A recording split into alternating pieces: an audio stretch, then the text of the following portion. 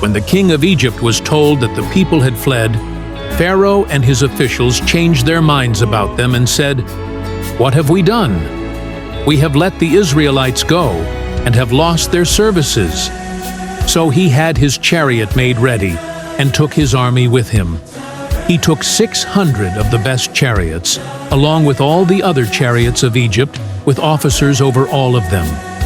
The Lord hardened the heart of Pharaoh, king of Egypt, so that he pursued the Israelites, who were marching out boldly.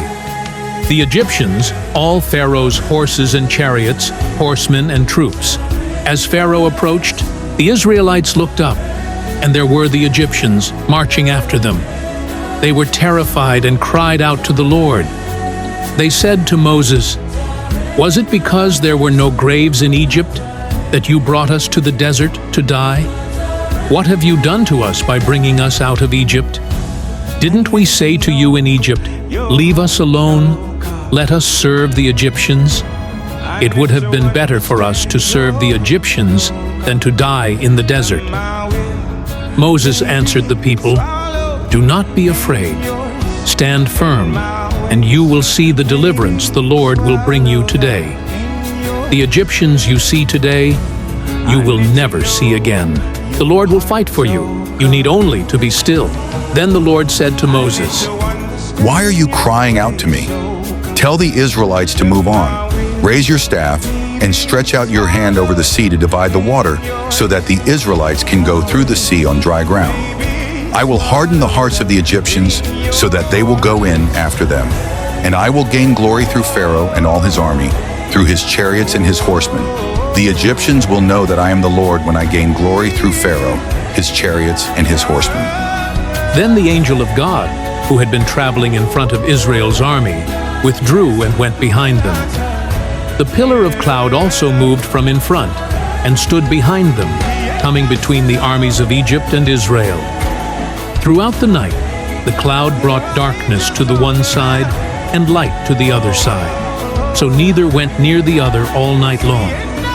Then Moses stretched out his hand over the sea, and all that night the Lord drove the sea back with a strong east wind and turned it into dry land.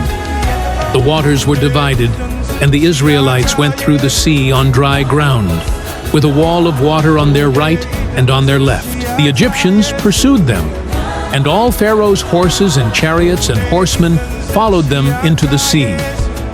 During the last watch of the night, the Lord looked down from the pillar of fire and cloud at the Egyptian army and threw it into confusion. He jammed the wheels of their chariots so that they had difficulty driving. And the Egyptians said, "Let's get away from the Israelites. The Lord is fighting for them against Egypt." Then the Lord said to Moses, "Stretch out your hand over the sea, so that the waters may flow back over the Egyptians and their chariots and horsemen." Moses stretched out his hand over the sea, and at daybreak the sea went back to its place. The Egyptians were fleeing toward it, and the Lord swept them into the sea. The water flowed back and covered the chariots and horsemen, the entire army of Pharaoh that had followed the Israelites into the sea.